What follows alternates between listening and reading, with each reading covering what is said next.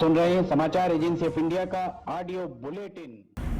नमस्कार, आप सुन रहे हैं समाचार एजेंसी ऑफ इंडिया में मंगलवार 7 जुलाई का राष्ट्रीय ऑडियो बुलेटिन। कांग्रेस नेता राहुल गांधी ने हाल ही में आरोप लगाया था कि केंद्र सरकार खराब क्वालिटी के वेंटिलेटर खरीद रही है। इन आरोपों पर वेंटिलेटर बनाने वाली कंपनी एजीवीए के मालिक प्रोफेसर दिवाकर वैश्य ने जवाब दिया है। उन्होंने कहा कि राहुल गांधी डॉक्टर नहीं है, मैं उनको एक डेमो देना चाहता हूं। उन्होंने यह भी कहा कि विदेशी कंपनियां स्वदेशी वेंटिलेटर्स को मार्केट में आने नहीं देना चाहती हैं और इसलिए ये साजिशें हो रही हैं। प्रोफेसर दिवाकर वैश्य ने कहा कि हमने एक दिन में वेंटिलेटर नहीं बनाए हैं, हम 3 साल से मार्केट में हैं, एक एक चरण करके हमने इसे विकसित किया है। सारी खूबियां होने के बावजूद हमारा वेंटिलेटर 5 से 10 गुना सस्ता है। वैसे वेंटिलेटर 10 से 20 लाख रुपए में आता है, लेकिन हमारा वेंटिलेटर सिर्फ 1.5 लाख रुपए का है। इस इंडस्ट्री में इंटरनेशनल नेक्सस बहुत मजबूत है। ठीक उसी तरह जैसे इंडियन आर्मी ने स्वदेशी हथियारों का इस्तेमाल शुरू किया तो खराब रिव्यू दिए गए, वही हमारे साथ हो रहा है। दरअसल राहुल गांधी ने कहा था कि नरेंद्र मोदी सरकार लोगों के जीवन को खतरे में डाल रही है। राहुल गांधी ने एक न्यूज़ वेबसाइट के आर्टिकल को भी ट्वीट किया जिसमें दावा किया गया था कि एजीवीए की वेंटिलेटर के सॉफ्टवेयर में खराबी है और इसकी परफॉर्मेंस खराब है। इस पर प्रोफेसर वैश्य ने कहा, राहुल गांधी को ऐसे आरोप लगाने से पहले थोड़ी जानकारी लेनी चाहिए थी, डॉक्टरों से सलाह लेनी चाहिए थी। मध्य प्रदेश में मंत्रिमंडल विस्तार के बाद विभागों के बंटवारे में विलंब के कारण अब भाजपा की फजीहत होती दिख रही है।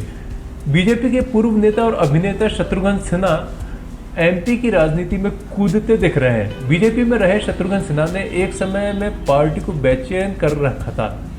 2019 के लोकसभा चुनाव में उन्होंने पाला बदलकर कांग्रेस का दामन थाम दिया था। चुनाव में हार के बाद बहुत दिन तक खामोश रहे बिहारी बाबू ने एमपी में बीजेपी पर बड़ा वार किया है।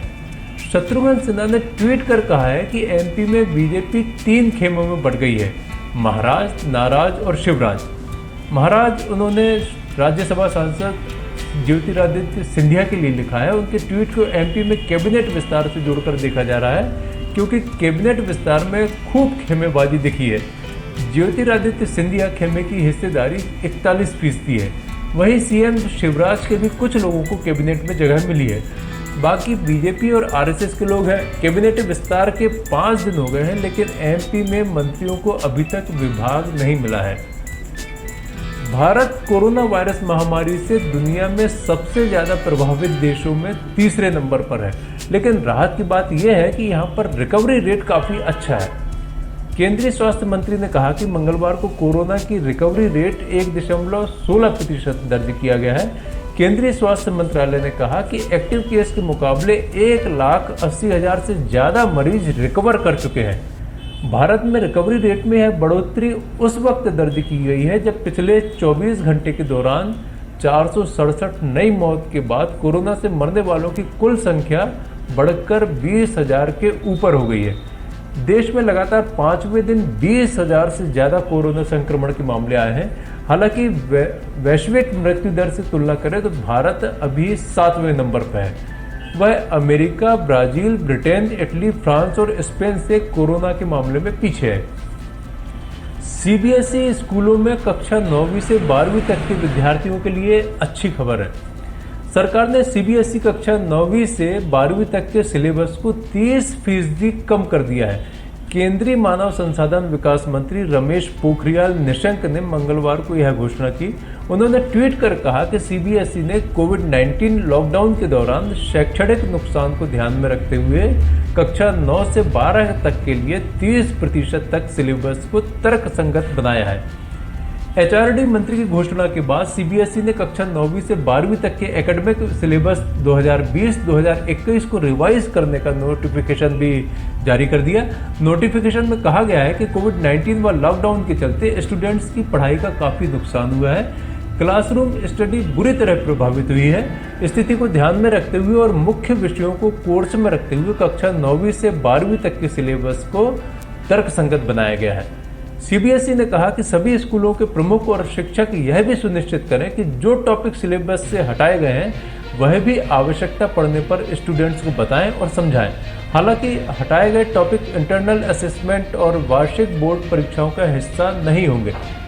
समाचारों के बीच में हम आपको यह जानकारी भी दे दें कि मौसम के अपडेट जानने के लिए समाचार एजेंसी ऑफ इंडिया के चैनल पर रोजाना अपलोड होने वाले वीडियो जरूर देखें। मौसम से संबंधित अपडेट मूलतः किसानों, निर्माण कार्य करवाने वालों आदि के लिए फायदेमंद साबित हो सकते हैं। समाचार एजेंसी ऑफ इंडिया के द्वारा अब तक मौसम के जो पूर्वानुमान जारी किए गए हैं वे 95 से 99% तक सही साबित हुए हैं। चीन के सरकारी टीवी चैनल ने बीती रात लद्दाख मुद्दे पर कुछ ऐसी सैटेलाइट तस्वीरें प्रसारित की जिससे भारत का दावा और पुख्ता हो गया। लद्दाख झड़प में अपनी पीठ थपथपाने की चाह रखने वाले चीन का दांव उल्टा पड़ता दिख रहा है। वहीं इन तस्वीरों से भारत की उस बात को बल मिला जिसमें कहा गया था कि गलवान घाटी में मई महीने की शुरुआत में चीनी सैनिकों ने भारतीय सीमा में जवानों की गतिविधियों को रोकने की कोशिश की थी। चीन के सरकारी टीवी चैनल पर बीती रात सैटेलाइट तस्वीरें दिखाई गई जिसमें गलवान नदी के पेट्रोलिंग पॉइंट 14 पर भारतीय हेलीकॉप्टर पैड और कैंप्स थे। यह पश्चिमी हिमालय में समुद्री स्तर से 14,000 फीट की ऊंचाई पर है। चीन में प्रसारित की गई सैटेलाइट तस्वीरों में यह तो नहीं पता चल सका है कि यह किस तारीख की है, लेकिन LAC पर भारत की ओर पेट्रोलिंग पॉइंट 14 पर भारतीय सैनिक और नवनिर्मित हेलीपैड दिखाई दे रहे हैं। इससे यह साफ हो रहा है कि चीनी सैनिकों द्वारा भारतीय निर्माण और सैनिकों को पीछे किया गया था। वहीं 25 जून के बाद की सैटेलाइट तस्वीरों में वहां चीनी निर्माण को देखा गया। भारत हमेशा कहता आया है कि गलवान नदी तटबंध वाला क्षेत्र हमारा है, जो कि पेट्रोलिंग पॉइंट 14 तक जाता है।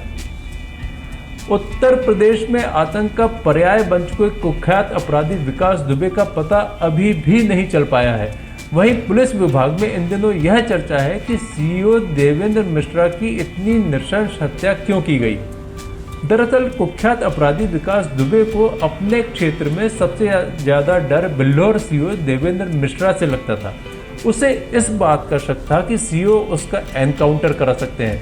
विकास दुबे को CEO की हर एक गतिविधि की जानकारी पुलिस विभाग के विभीषणों से मिलती रहती थी। दुबे को विभाग के विभीषण यह भी फीडबैक देते थे कि CEO तुम्हारे एनकाउंटर की योजना बना रहे हैं। विभाग की गुप्त सूचनाओं का भी आदान प्रदान किया जाता है। यही वजह है कि जब पुलिस दबिश देने गई तो विकास दुबे ने अपने साथियों के साथ मिलकर CEO देवेंद्र मिश्रा की नृशंस हत्या कर दी थी। सोमवार को शहीद CEO की वायरल चिट्ठी में इस बात का खुलासा हुआ था कि निलंबित चौबेपुर थानाध्यक्ष विनय तिवारी ने किस तरह से एक मुकदमे में विकास दुबे पर मेहरबानी दिखाते हुए धारा 386 को विवेचना के दौरान हटवाया था। थानाध्यक्ष की हरकत से CEO इतना आहत हुए थे कि उन्होंने तत्कालीन ASP को पत्र लिखा था। इसके साथ ही उन्होंने इस बात की आशंका जाहिर की थी कि थानाध्यक्ष अपना रवैया नहीं बदलते हैं तो बड़ी घटना घटित हो सकती है। फिलहाल CEO की वायरल चिट्ठी की जांच IG लखनऊ कर रहे हैं। देश में कोरोना के संक्रमित मरीजों की तादाद 7,23,195 पहुंच गई है। इसमें से सक्रिय मरीजों की तादाद 2,61,165 और रिकवर्ड मरीजों की तादाद 4,41,733 है। इस बीमारी से हुई मृत्यु का आंकड़ा 20,201 हो गया है। जिन राज्यों में कोरोना संक्रमितों की तादाद 5,000 से अधिक है, वहां एक्टिव मरीजों की जो जानकारी आ रही है उसके अनुसार महाराष्ट्र में वर्तमान में 87,682 एक्टिव मरीज हैं। इसके बाद तमिलनाडु में 46,836 एक्टिव मरीज, दिल्ली में 25,620 एक्टिव मरीज, कर्नाटक में 14,382, आंध्र प्रदेश में 11,200, तेलंगाना में 10,646, उत्तर प्रदेश में 8,718, गुजरात में 8,574, पश्चिम बंगाल में 6,973, असम में 4,622, राजस्थान में 4,137, हरियाणा में 4,101, उड़ीसा में 3,340, जम्मू कश्मीर में 3,219, बिहार में 3,089, मध्य प्रदेश में 3,088, केरल में 2,252 और पंजाब में 1,828 एक्टिव मरीज हैं। आप सुन रहे थे समाचार एजेंसी ऑफ इंडिया में मंगलवार 7 जुलाई का राष्ट्रीय ऑडियो बुलेटिन। बुधवार 8 जुलाई को एक बार फिर हम ऑडियो बुलेटिन लेकर हाजिर होंगे। यदि आपको यह ऑडियो बुलेटिन पसंद आ रहे हो तो आप इन्हें लाइक, शेयर और सब्सक्राइब जरूर करें। फिलहाल अनुमति लेते हैं। नमस्कार।